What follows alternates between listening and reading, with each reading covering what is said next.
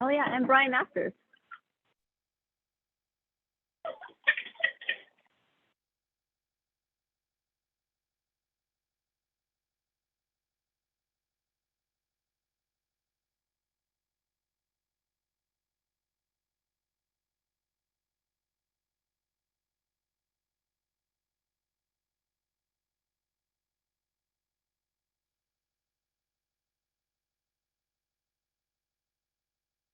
Thank you all for joining today. We're going to give a few more minutes for some people to log in before we get started.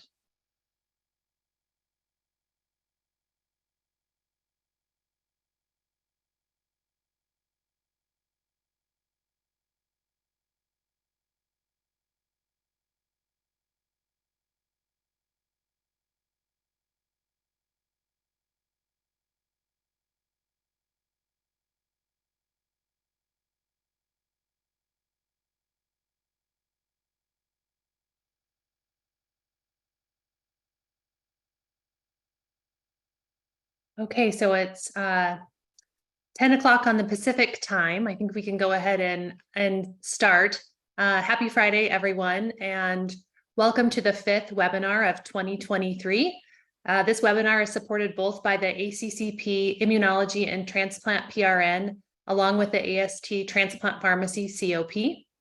For those of you who don't know me, my name is Ashley Feist. I am a clinical pharmacist at UC San Diego Health in the outpatient lung transplant clinic, and I'm also faculty at the UCSD SCAG School of Pharmacy. And it's my pleasure to moderate this session today. Today's Ask Me Anything webinar is entitled Creating a Pharmacist Run Clinic or Service.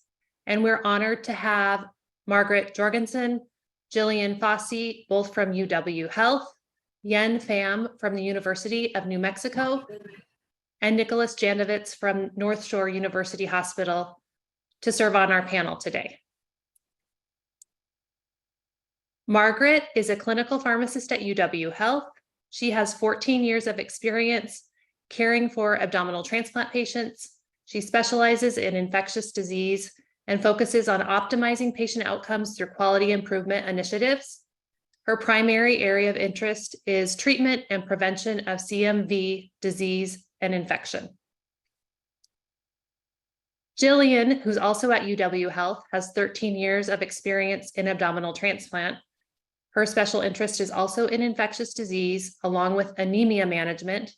Jillian initiated and started a transplant anemia clinic and also works in the CMV clinic. Our third panelist today is Pham. Graduated in 2018 from St. John Fisher College Wegman School of Pharmacy in Rochester, New York.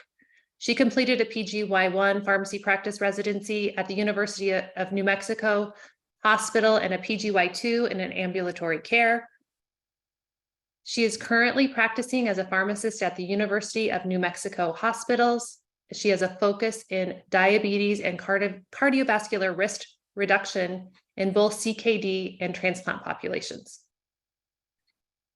And lastly, Nick Jandovitz graduated from St. John University and completed a PGY1 at North Shore University Hospital and a PGY2 in solid organ transplant at New York Presbyterian Hospital.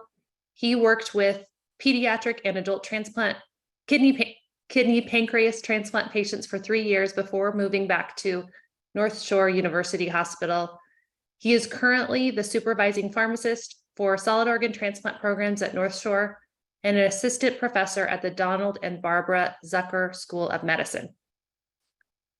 Before we move on to the main content of the webinar, I have just a few quick housekeeping announcements. For our audience members, please make sure that your microphones are muted for the duration of the presentation.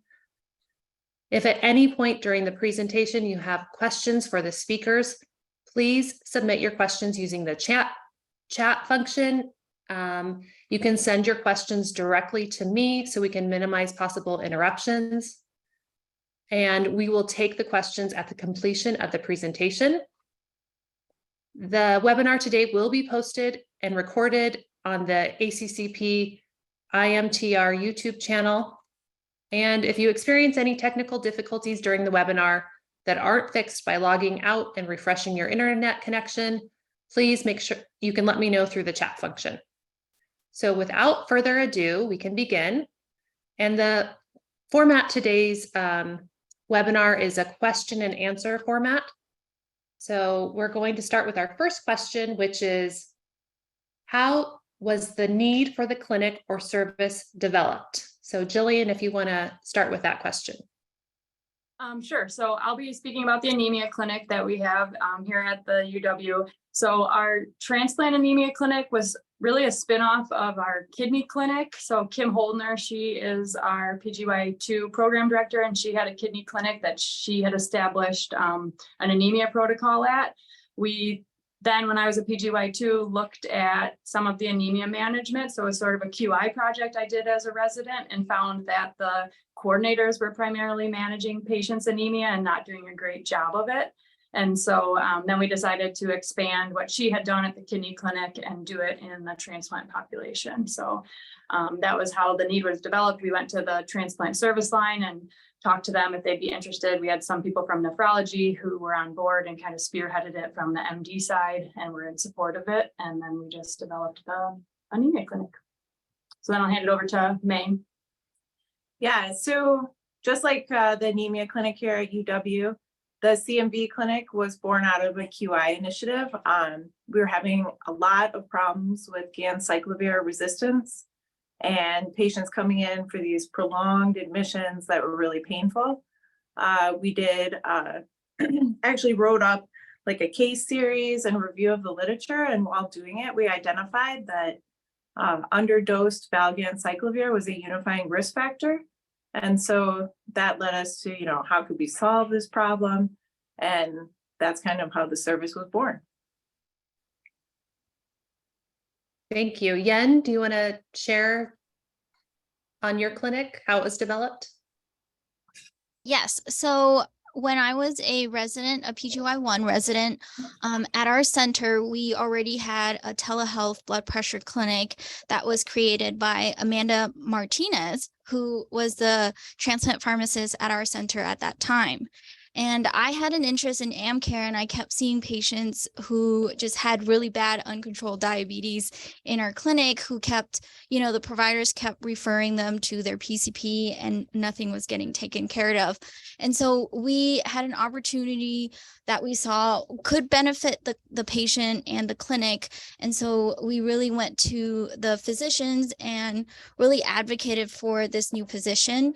And so during my PGY2 year, we reviewed the data, and then I created a business plan, and then we got the administration to approve of it and add a pharmacist clinician into the transplant clinic. Thank you. Nick? Sure. And then for my clinic, it's a telemedicine transplant clinic. The need pretty much came twofold. The first was to take advantage of 340B savings for our outpatient pharmacy. With this, where we're located at North Shore, we're not a 340B entity, nor our clinic. So we utilize telemedicine at one of our other health system hospitals and their clinics to pretty much take advantage of patients being seen at that telemedicine 340B entity clinic. So that was the first one. The second one was we have a small clinic, and it's only eight rooms right now for kidney and liver. So we needed to kind of create more space. So the telemedicine clinic kind of evolved from itself from that need. Great, thank you. We'll move on to our next question, which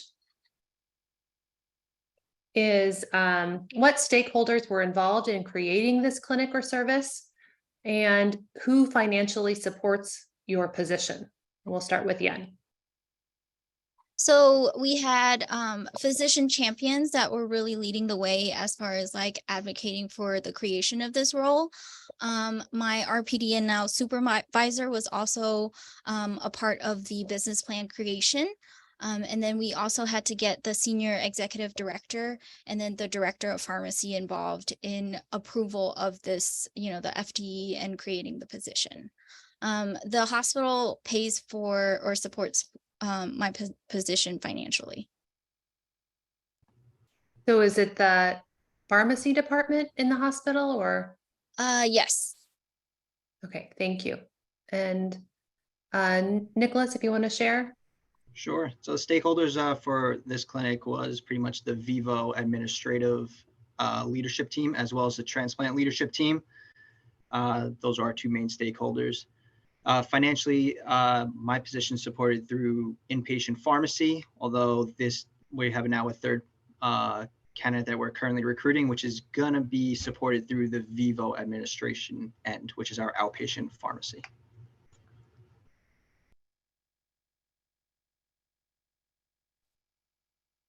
And then Jillian and Margaret.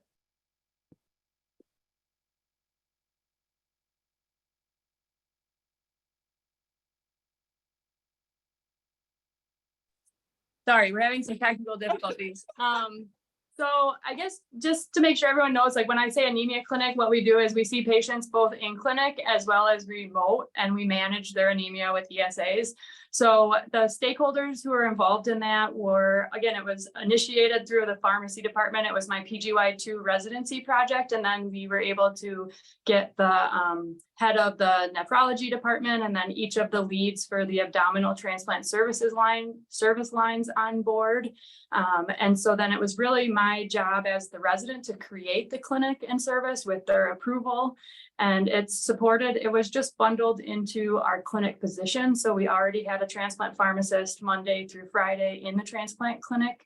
And so this task of managing anemia was just added on to their daily requirements of like what the transplant pharmacist does. So it's just paid for by the transplant clinic, by the transplant, by the pharmacy department. And is it only transplant patients that you see in the anemia clinic? Correct. So in ours, we actually do see like cardiothoracic patients, but we only manage anemia of CKD. So it's any transplant patient at UW. So they could have had any type of transplant, but they've now been diagnosed by anemia of CKD and then are managed by our nephrologist usually. And I know it's a further down the line question, but then that's how they get looped in with us. Thank you. Yeah, and the CMV stewardship program, I guess, initiative was sort of interesting to the way it was created. You know, the need was the GAN resistance, but you have to go back to 2009, the rise of antimicrobial stewardship.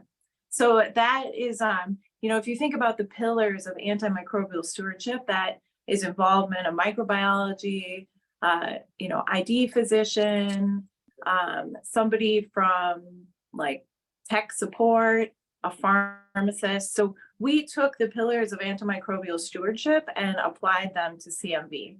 So the stakeholders, we had all the transplant division directors, so nephrology, hepatology, surgery. Then we got ID, transplant ID, and pharmacy to work together.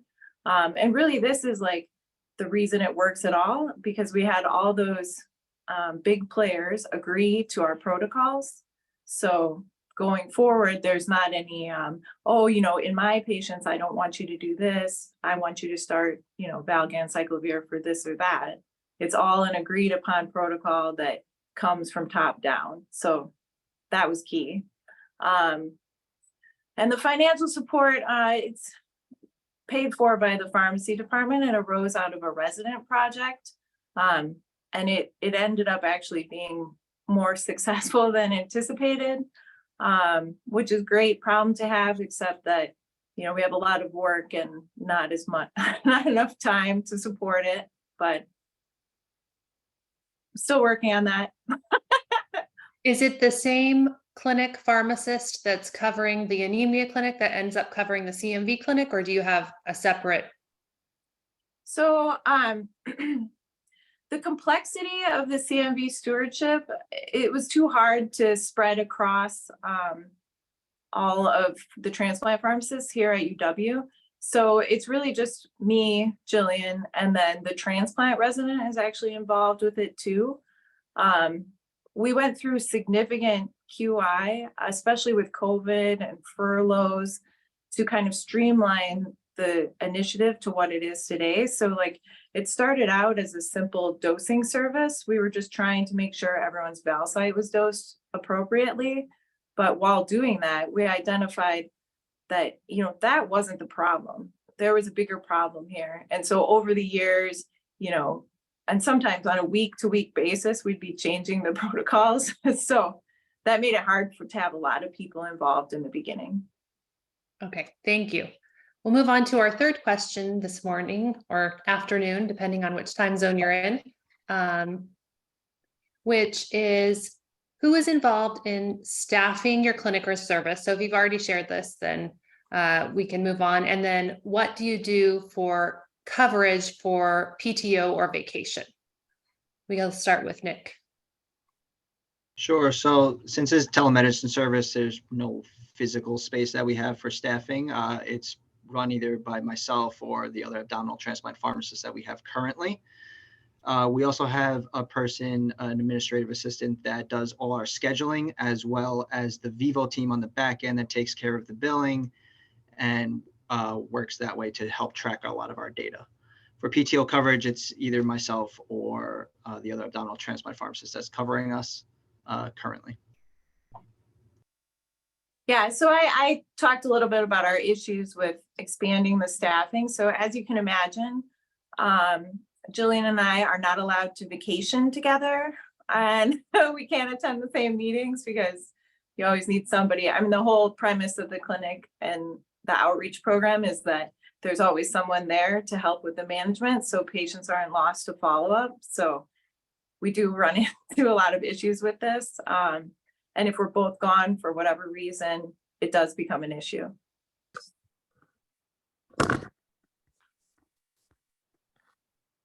Here at my clinic, it's just me. So I will usually see the patients, and then there's some administrative staff that helps schedule the patients, or the nurse coordinators will help schedule the patient if they're new to my clinic. And then the nephrology nurse also helps with the scheduling aspect. When I'm on leave, I just block my clinic, so nobody gets seen during that time. But the transplant pharmacist does help cover my messages, and then help triage any issues that might come up while I'm away. But I usually will give her a handoff of like, these are the things that's happening right now. And then if she has questions, she can just text me. But that's for my clinic.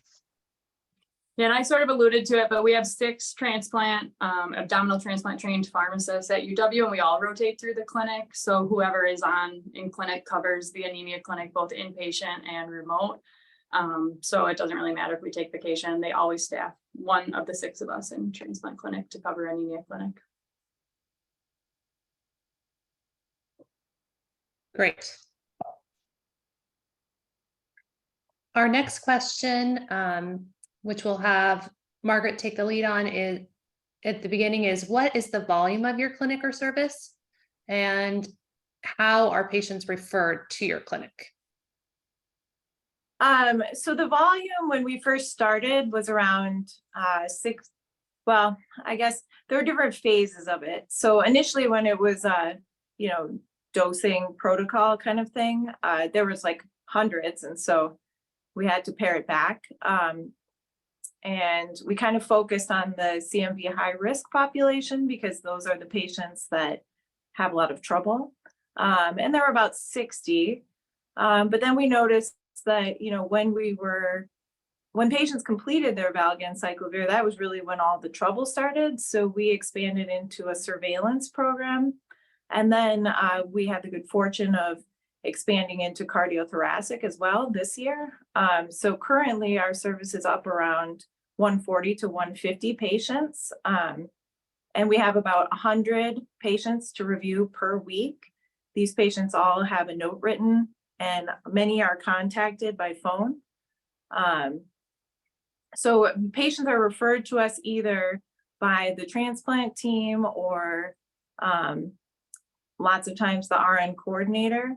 But most importantly, they're proactively identified at time of transplant if they're CMV high risk. So the pharmacists on the inpatient unit, again, there's 6 of us, so we're all kind of the same people, but they'll identify that this patient is CMV high risk. The patient gets flagged for enrollment in the stewardship initiative. And then Jillian and I, or the resident, will enroll them. And then they are followed with, structured outreach. And for your patients, it sounds like some of this work is done virtually. Do you see anybody face to face, or is it all done? It's all done virtually. I mean, if somebody happens to be here at the UW, maybe we'll run down to clinic and say hi to them because we speak to them often on the phone. But really it's antimicrobial stewardship, which is not, it's more of a like proactive review and feedback program. Great, thank you. And Yen, for your clinic, do you want to talk about volume and referral? Yeah, so currently I have 2 full days total of clinic. And on a weekly average, I could see up to 18 patients. So I have clinic Monday, Tuesday, and Wednesday. And sometimes they'll overbook me for like during post visits. And so sometimes, depending on the week, I might be able to see a little bit more than 18 patients. As far as referral, there's not a formal way to refer patients to my clinic. Usually the provider will just message me and say, hey, can you see this patient for either blood pressure, lipid management, or diabetes management? And then I like sit next to the nephrology provider, so they'll just tell me, and then they'll have the nurse or the MAs schedule the patient into my clinic, and that's how usually they get in. And then I see them until either their diabetes is controlled, and then sometimes they'll want to just see me during post visits, and so those patients get discharged. But most of the time I keep most of my patients forever. How many total patients then do you see? It sounds like you see 18 patients in a week, Yeah. but how many are on your panel that you follow like continuous? Oof, I would say the last time we did the math, I think about like 200 or so between CKD and transplant. And which type of transplant patients do you see? I'm sorry if you've already mentioned. Yes, I only see kidneys. Okay. Jillian, do you want to talk about the anemia? Yeah, so we usually have about 40 to 45 on our anemia list, and that's a mix of in-clinic and then again, like remote management. I haven't really looked recently, but I would say probably 60% or more are remote, because just the way UW is in Wisconsin, a lot of our patients live far away. So as long as their insurance allows them to fill their prescription through their drug benefit, there's no reason they can't self-inject, and we just adjust their dose and contact them that way. And then we do have patients that come into clinic and see us, and we give them the injection ourselves. But again, that's probably only 20 to 30% of the 40 patients. The way that they're referred to us is they need to be referred by typically their transplant nephrologist, but it could be the transplant provider. So they need to identify that the patient has anemia of CKD, again, because that's the only type of anemia we manage. And then they're supposed to put an order within HealthLink or Epic that says they want the patient referred, because it is a P&T approved pharmacist protocol. So that's like the documentation that they referred them to us. And then we take it from there and do the outreach and figure out if they want to be seen in clinic or at home. We run the test claims again to see which one would work best for them based on their coverage, and then contact the patient to review and get them set up from there. Great, thank you. And Nick, for your clinic? Yeah, so with the telemedicine, it's a fairly new service for us here at North Shore, but so the volume is a little small due mainly because of manpower right now. There's only just 2 of us. We have to cover inpatient plus our physical clinic. So we see about anywhere from 15 to 20 patients a month right now. They're referred in pretty much, we'll see them every 2 to 3 weeks post-discharge off of a fresh transplant, kidney and liver. And that's just because we need only 1 visit just to take advantage of that 340B savings going forward. If patients request further visits, then we have that ready to be scheduled as well. Great. So our next question is, And we can open this up to the full panel because I think we have enough time, but are you billing for your encounters in your clinic? And if so, what does it look like in terms of billing? So for the inpatient visits, we are able to bill for both the injection and the room fee. So that really just goes to the transplant clinic, and we're able to show that's like a service we're providing. We're saving time from like the nurse or a different provider seeing them. So it's a little bit more of a cost avoidance, but the clinic itself is able to bill for both the injection fee and a room service fee. And I guess the way that looks is when we have Epic here, there's just some buttons we have to click, and then that's how that's taken care of as far as I know. Then the nurse who oversees the clinic kind of double checks it all, and then it's all done on the back end. For the remote patients, the only billing we can really do is try and capture their fills at our mail order pharmacy. And we did have a pharmacy student do a QI project, and we were hoping to see that we generated lots of revenue for the mail order pharmacy. But unfortunately, it only ended up being under $5,000 a year just because of reimbursement. But we still encourage patients to fill at our mail order pharmacy, just so that we can show that we are getting more service or more customers to the mail order pharmacy. And hopefully when patients see that they like the mail order pharmacy, they may fill other meds through there too. So not a great exciting answer, basically just billing for injections, procedures, and then filling the prescription for remote patients. Great. Do any of the other panelists want to share in regards to billing? And if you've been successful, I know here at UC San Diego Health, we don't bill for any of our pharmacist services in clinic. We're hoping to at some point, but we're exploring that here as well in terms of billing for the pharmacy services, especially through the telemedicine route right now. The only billing right now is on the back end through Vivo, our outpatient pharmacy, for the 340B savings, but just like you guys, we're looking into it. We currently do some MTM billings. We are still trying to figure out the rest of the billing as far as like with Medicaid and the commercial plans. But the hospital side has made the decision to only do MTMs right now. But I think on the college side and like the medical group side, there's some additional billings through the commercial and the Medicaid plans. great. And our next question is, have you developed any metrics to show the impact of your clinic or service? Yeah, so being that we have a lot of work to do with very little like FTE support, we are constantly doing QI, trying to show that, you know, this is really valuable and it should be supported. So we do throughout the 4 years that we've had this CMV stewardship initiative, we've been doing pretty much constant QI to streamline the service and also, you know, make sure we're directing our very limited resources to, you know, the population that is most likely to benefit.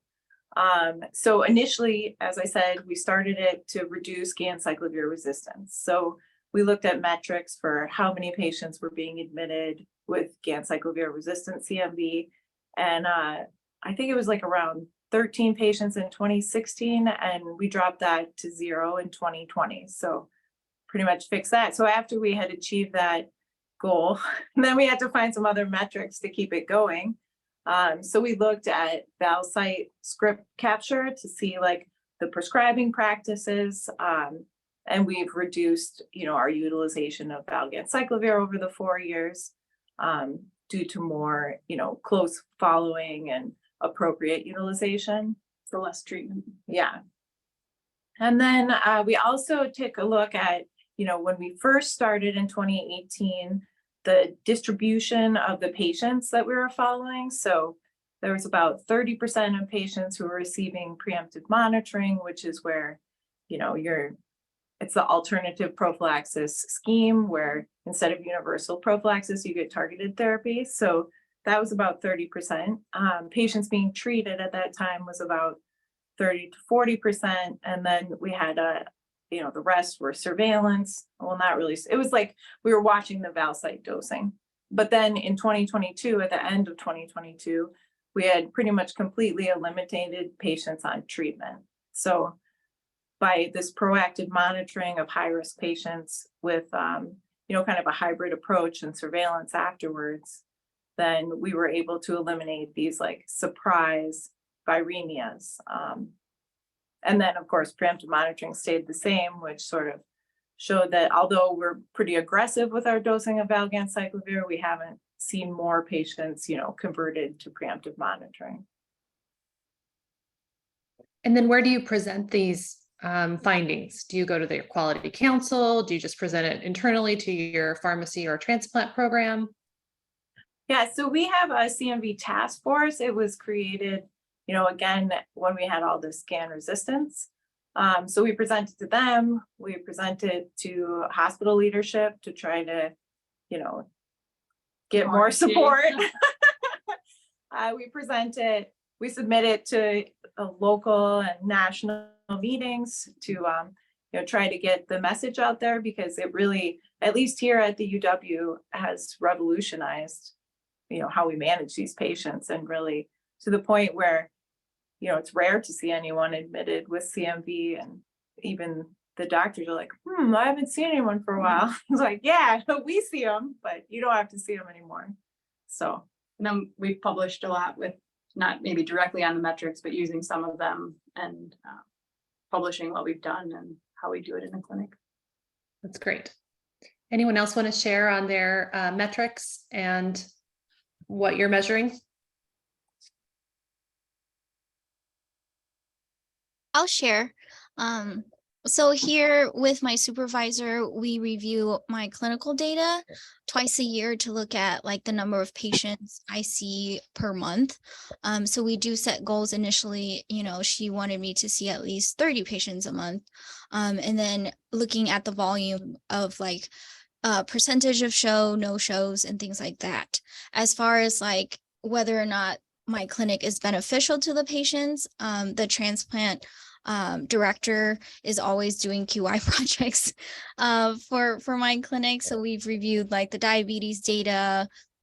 We started creating like an education program for diabetes or patients who get discharged and have diabetes, so they get automatically like enrolled or referred to my clinic. And then we've done some quality improvement projects for the blood pressure patients. And then we've had other quality improvements specifically for like CGM usage in post-transplant diabetes.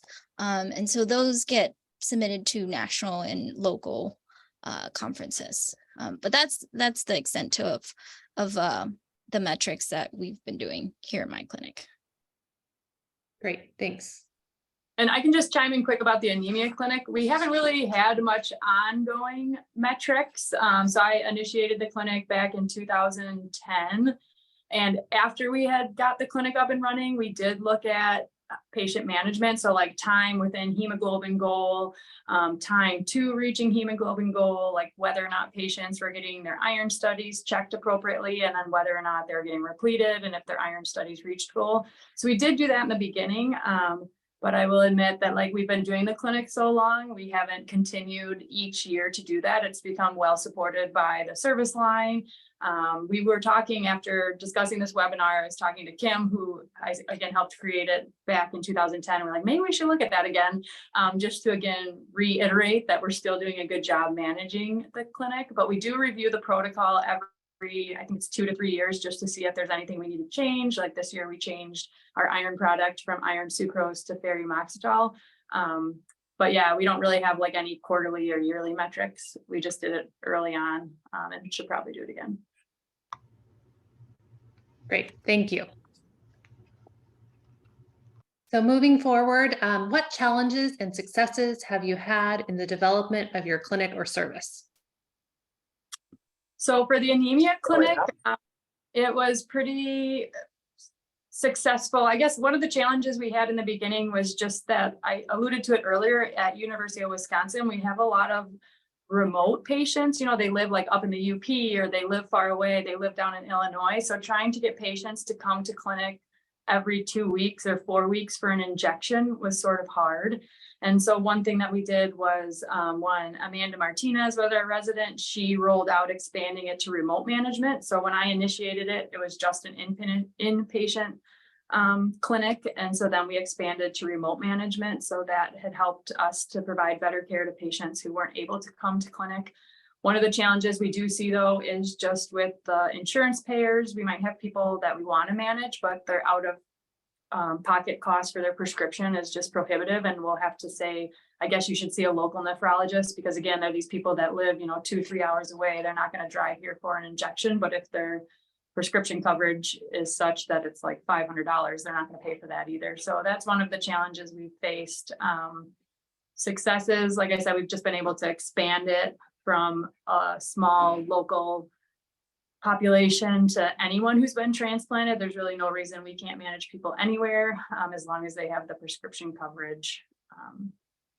So yeah, I think that's all I have to say on that. And it's nice, you get to follow patients for many years sometimes. Yeah, the because, anemia clinic. you know, usually as a transplant pharmacist, you help people learn their meds right after transplant, and then they kind of get it, they don't need you anymore. So it's kind of fun to build these relationships with the patients in anemia clinic, I think. Yeah, we've had patients that we've been following since the creation of the clinic. A few have since passed away in the last few years, but you know, we followed them for like 8 years. And so every month for 8 years, you'd see them or call them, and you definitely develop more relationship with the patients than our typical transplant services that we provide, like Margaret saying, you know, where we just call them once or we see them in clinic once and then they kind of go on their way. So that is one of the personal successes for pharmacists that are working in the clinic.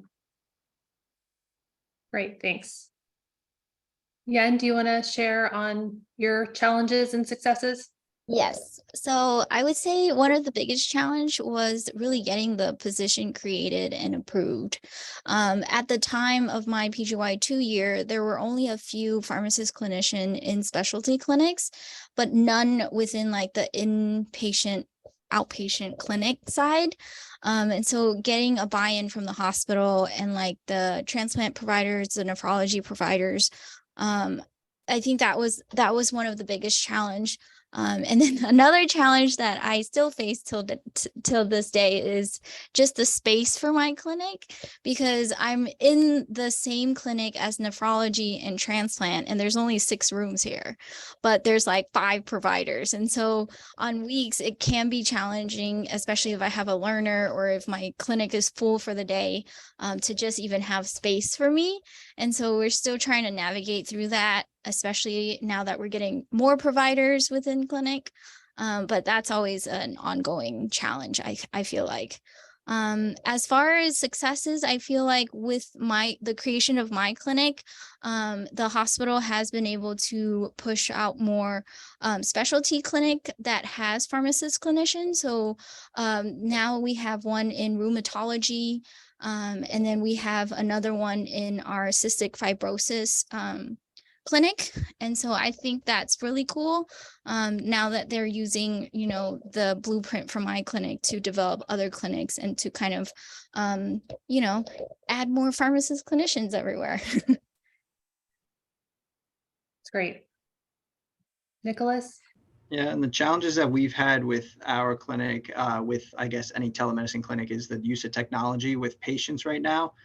Some patients are very good at technology. Some of the older patients, which we transplanted a lot of patients, 60, 70 years old, they have a struggle with technology.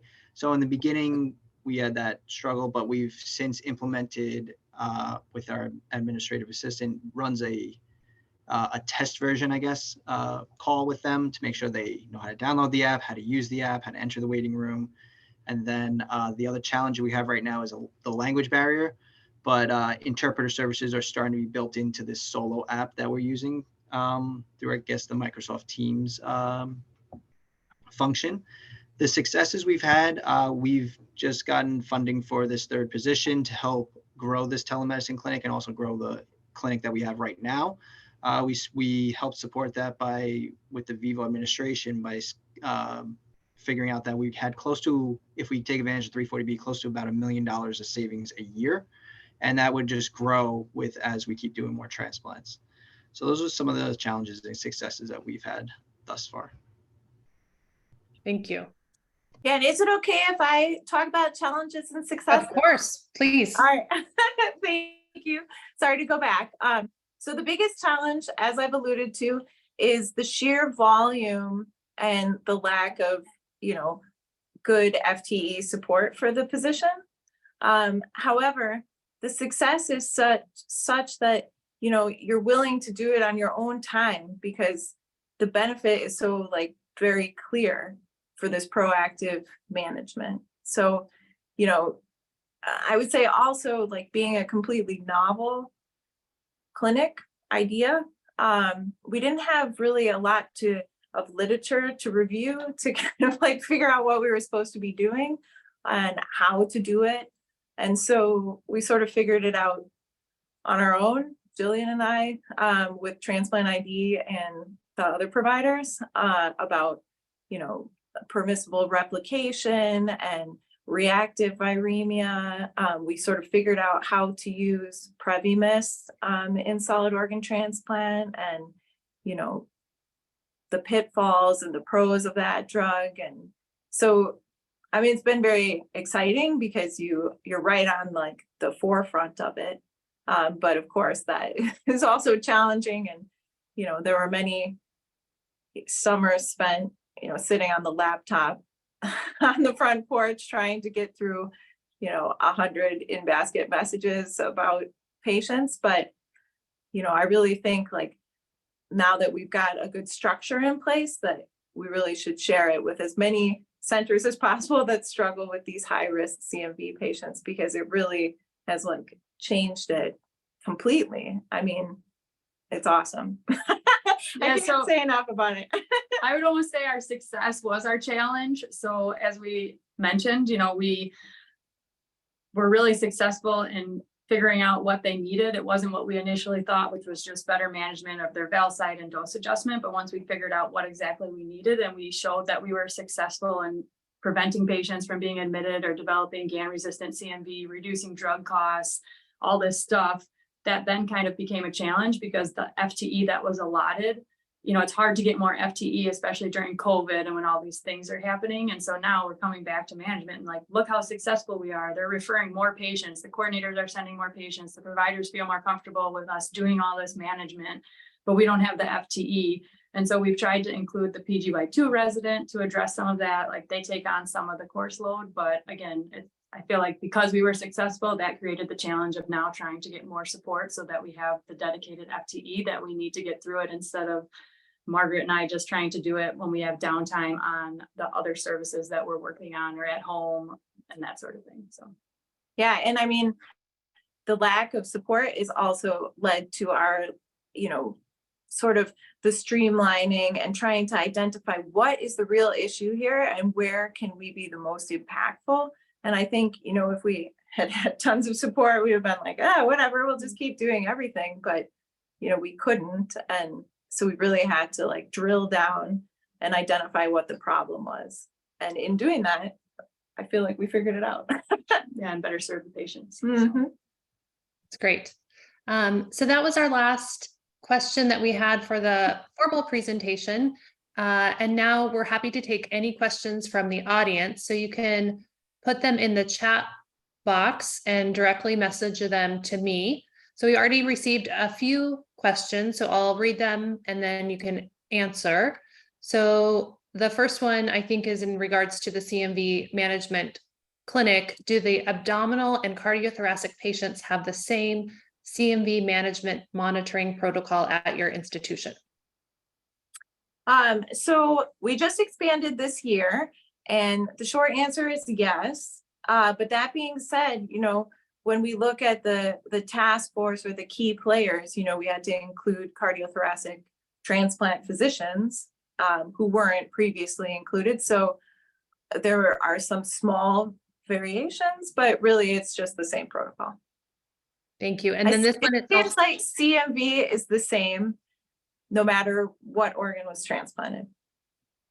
This one is also in regards to the CMV management. What is your workflow for marapavir?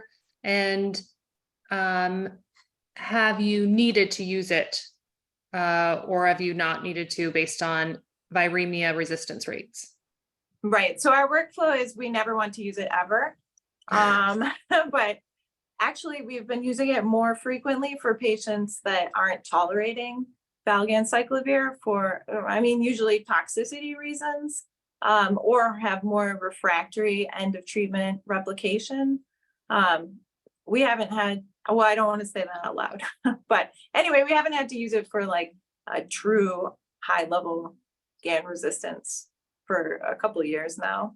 But we do find ourselves reaching for it in settings where, a patient has ongoing low level replication, they're getting really leukopenic, requiring a lot of GCSF, or they just, we know from prophylaxis that they didn't tolerate valganciclovir. And then during the surveillance phase, they have replication, we have to treat them with valganciclovir, and they immediately, get leukopenic again.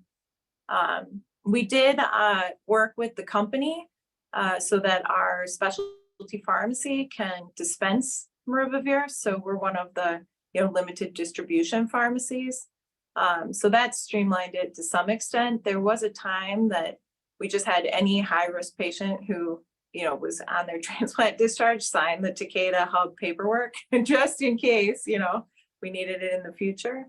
But yeah, I think we've only used it, I think we just ran the report, but it was like 19 patients in the past, well, since it was FDA approved. So We try not to use it right, if we're doing our job. right, exactly. Thank you for sharing. And then this one is also for you guys in regards to ESAs. Which insurance do you get ESAs covered for home use? Most of our patients need to get ESAs in clinic due to insurance. So I'm probably not the best person to honestly answer that question. We have technicians that run all of our test claims for us, and then they just tell us if it's covered or not and which product is covered. So we try all the products, Procrit, Retacrit, whatever they need. Most of them need PAs to be submitted. And then just based on the copay, we have had a patient or two be in, I think it was the Procrit assistance program, but I couldn't recite which insurances are or are not covered. If the person who asked the question wants more information, they're welcome to email me, and I could try and put them in touch with one of our technicians who might be able to tell you off the cuff, like their experience with insurances, but I do not keep track of the insurance companies. I just see if it's covered or not. So unfortunately, I don't have a good answer. Would you mind putting your email in the chat so they can message you if they need? Yeah, I'll put it at the end just because I'm on my phone, so I can't really put it in at the moment, but at the end, when we are done, I'll put my email in the chat. Great. The next question is for the group. For the metrics and quality improvement projects, how is the data collected? What tools or reports are used within Epic, or is it manual data review? Sometimes, we proactively collect them if it's something that we identify as likely, a QI initiative we want. We also can run reports through Epic, either like dispensing reports to see what drug, like if you have a specific drug you want to look at, like maribavir. We also have, other reports in Epic that you can look at output that shows what kind of patients are being enrolled based on like flags and things you put in each encounter. Yeah, but it's mostly through Epic. Anyone else want to chime in on that? As far as our metrics, our QI projects, they're manually collected, and then through Cerner and through a different like administrative screen, my supervisor is able to kind of pull the data from my actual clinic. For the anemia clinic, I would say it was a combination of manual data collection and then getting a report either from Epic or our outpatient pharmacy and like their dispensing report. So we were able to get medication like files, but then, I had to go back and collect like hemoglobin values, whether they went up and down and were in goal, that sort of thing. So it was kind of a combination. We got the initial data list from Epic and then from the outpatient mail order pharmacy, but then it did require a lot of manual data collection as well. The next We don't question is also mind to the group. manual data collection because you're so interested to see What actually what happened, yeah. happens. I think we, as you know, transplant pharmacists would love if it was more automated, but unfortunately, like you can get an initial report and then it takes usually some sifting through, at least for us at UCSD, manually. But okay, how do you start the initial conversation with the pharmacy leadership to get approval for a new service? Should you write a business plan first, or do you pull in the physician champion to help advocate? Ambulatory positions are hard to come by unless you can show revenue. I'd agree with that. It is tough to figure that out, but we basically came up with a business plan. We did show savings instead of a revenue. That was the route that we took. And we had our transplant leadership as well as the Vivo leadership come to the hospital to help us support this service and then support an FTE as well.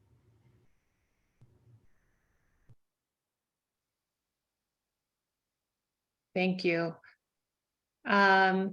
Considering the transplant patients have frequent follow-up visits with their transplant doctors, do you try to schedule patients to be seen by the pharmacist on the same day as their transplant doctor's visit, or is it usually on a separate date? For the anemia clinic, we do try and match them up. You know, we're seeing the patients actually in anemia clinic probably more frequently than they're seeing their transplant provider if they're coming every 2 weeks for an injection. But if they are coming like monthly for belatacept, then we just tack them on together so the patient can just do one visit, give them their injection at the same time. So if possible, yes, we do try and see them at the same time that they're coming to the UW anyways. But if it just doesn't coincide due to the increased frequency needing injections, then we'll just see them whenever they can schedule an appointment. We have a template in clinic, and they can just call the schedulers, and then the scheduler fills them in on our template based on the availability that we have for visits. And on your template, how many patients do you typically see in a clinic or a half-day clinic? So it's a full day clinic, and we're there for 8 hours, but we have time blocked off for listing meetings because our clinic pharmacist is the one who goes to the listing meetings. And then, what is it? I think we ended up changing them to 45-minute blocks of visits. And so I think we can see, what is it, like 8 patients potentially a day, but that's not just anemia, that's the other stuff that we do in clinic as well, which we didn't really touch on here. But I believe, and Dan Felix is our clinic guru, he's on the chat, so maybe he can correct me if I'm wrong, but I think we have like 6 to 8 45-minute blocks in our clinic schedule that patients can call and get slotted into. And that's pharmacist only clinic? Correct, yep, that's just the pharmacist in the transplant clinic. That's the transplant pharmacist schedule. Got it. Okay, so our next question is for managing GLP-1 agonists for weight management. So the question is anyone doing this? And if so, are there any tips? We are not at UW. Not a viral concern. Yeah. We have a different ambulatory care clinic that takes care of that, not associated with the transplant clinic. I am using GLP-1s in patients who have diabetes post kidney transplants. I'm not using it specifically for weight loss because a lot of our patients have Medicare, and obesity is not considered a clinical problem that they would cover the weight loss medications. We've had a few that we tried, but they don't cover those. So only in diabetes, but not specifically for weight loss because we have zero luck. Thank you. Yen, this is also for you. How do you manage your diabetes? Do you have a delegation protocol, or I guess collaborative practice protocol? Is endocrinology involved, or does the nephrologist have a prescribing power over this? So specifically in my clinic and in New Mexico, I, as a pharmacist clinician, have prescriptive authority. So I have a protocol that I work under, and I have a supervising physician. But when patients get referred to me for diabetes management or hypertension, I make the clinical decisions of what medications to start in clinic, and I prescribe them myself. There are patients that are either type 1 or were seen by endocrinology before transplant, and those patients will end up going back to their original clinic. Most of the patients that I see either don't see their PCP often, or their PCP aren't doing anything for their diabetes because they have a kidney transplant. And so I take over those patients' management for their diabetes. But yes, the nephrologists here are pretty open about prescribing things for diabetes. So, you know, I work in clinic with them. And so sometimes if it's not my actual clinic, and I'm just in post-transplant clinic, I often will make the recommendation and they'll be okay starting the medication. So that's like GLP-1s, SGLT2s, and even right after their initial transplant, where they see us like once a week, the providers now are very comfortable either adjusting their medications as far as insulins or starting medications. And we always have either a pharmacist or me see the patient jointly with the provider during those visits. Thank you. So I think we have time for one or two more questions. The next one is for the CMV anemia management. What's your daily workflow for non-direct patient care tasks like reviewing reports, patient workup, profile review, etc.? And how long would you spend on each task? I'll do the anemia one first because it's probably a little bit more straightforward. We have reports built in HealthLink and a little bit CMV Mirror too, but we create an episode. So there's a anemia episode or a CMV episode that puts them on our list. We're able to set our outreach. So when you're in clinic that day, you run the report. Anybody that shows up with outreach for your day, you are responsible for doing. So then we just check and see if they had labs. If they do, we will call the patient after we obviously review their labs, decide what dose they should be on. We have a smart set in Epic that we use that includes our note template that we fill out for each patient, and it has the prescriptions that we need to prescribe, or if they're in clinic, it has the option to just place the order for the medication that they're going to receive in clinic. And then if they're like remote, then we call the patient, discuss the plan, send the prescriptions, and complete our documentation, and then set their follow-up appropriately for next. If they're in clinic, we actually go get them from the waiting room, bring them back, do their blood pressure, give them their injection, discuss the plan, etc., and then set them up for follow-up again. I think I answered the question. Yeah, and then for CMV, the reports are the same.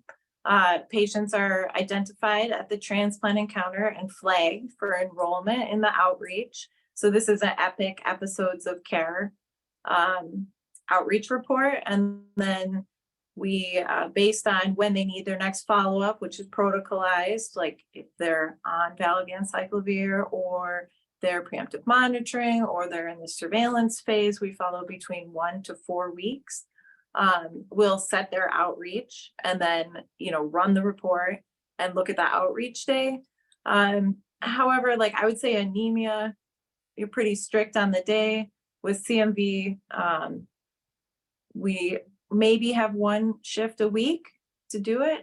So we kind of tack it on the side if we're on the inpatient unit, or if we're in clinic or working a PM, we'll do it. So there's some wiggle. We're not always able to keep up exactly with when their outreach is, although we do try to schedule it so we know that, whatever labs we need to review will be back. Or if the labs aren't back, it's imperative to like call the patient or call the lab to make sure we track them down. But yeah, the time of when we do it is more in flux. And I think for both clinics, we also get inbox messages. So sometimes, that like throws off the whole plan of who you're going to follow that day. If there's an issue, either anemia or CMV, we'll just get a message from the provider or the coordinator and then address those things on a daily basis as they come up as well. Yeah, and any patient who is like, their labs are there, the plan is clear, it could take 5 minutes to review. However, a new replication or a probably missed conversion or anything like that can take upward of an hour. For one patient. Yeah. And then how do you delineate your tasks or responsibilities between yours versus other providers? And so you don't duplicate efforts, but also things don't get missed. That's Small kind of team. Yeah, I mean, if we're both working, we'll communicate about who's working where and what, are you doing the in-basket? I'll run the list. For anemia, it's straightforward because if you're staffing the day that their outreach is, then you're doing it. So. And because we do put an episode in, the coordinators are familiar with transplant. Like they always have a transplant episode so they can see our anemia episode, and they're pretty up to date on if they know we're managing the anemia. So if they get requests for ESA refills or if they get questions about it, they're able to just send it right to us. They don't really even try and deal with it. And then the last question is on prescriptive authority. Do you have prescribing authorization? How do you do changes or new prescriptions? Is it a clinical collaborative practice agreement versus verbal readback? This is for the whole group.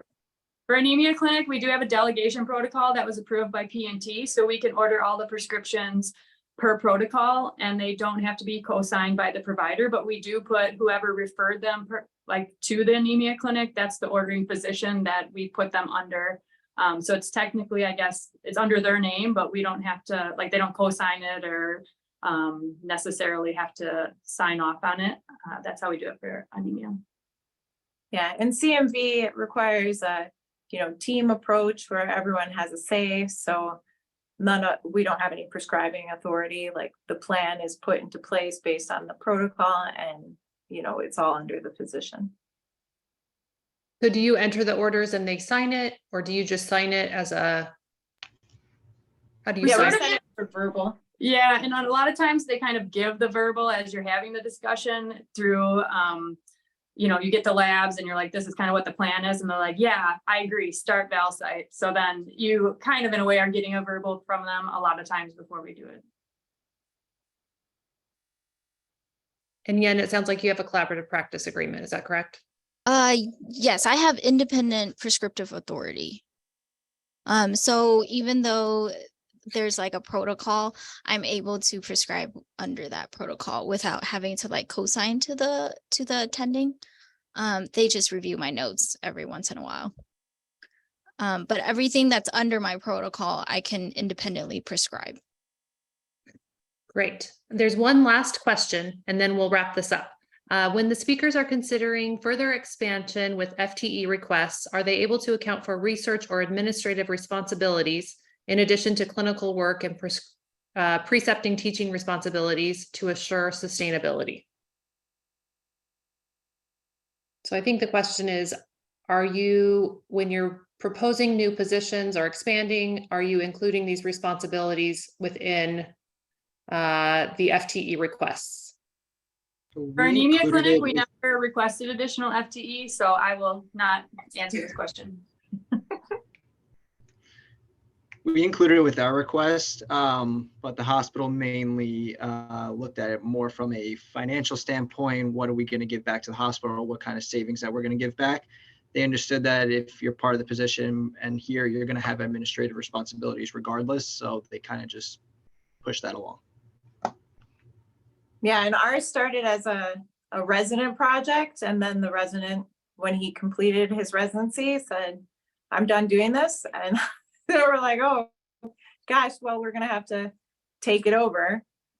So of course, there's tons of research, all the QI, all the streamlining, and yeah, none of that is built into any supported time. But the FTE requests that we've written have mostly been cost avoidance. Yeah, they're not super jazzed about cost avoidance. Yeah, through cost avoidance, through not needing to be admitted, drug avoidance from not using FastCarnet, that sort of thing. That's mostly what we've put in the business case is cost avoidance. Greater than $1 million a year. Yeah. But we haven't put anything else about, education or that sort of thing. Well, thank you, Pham panelists so much for sharing your experiences, and thank you for all of those who logged in today to this webinar.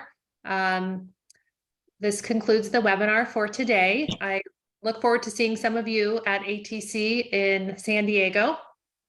And everyone have a great Friday and rest of your weekend.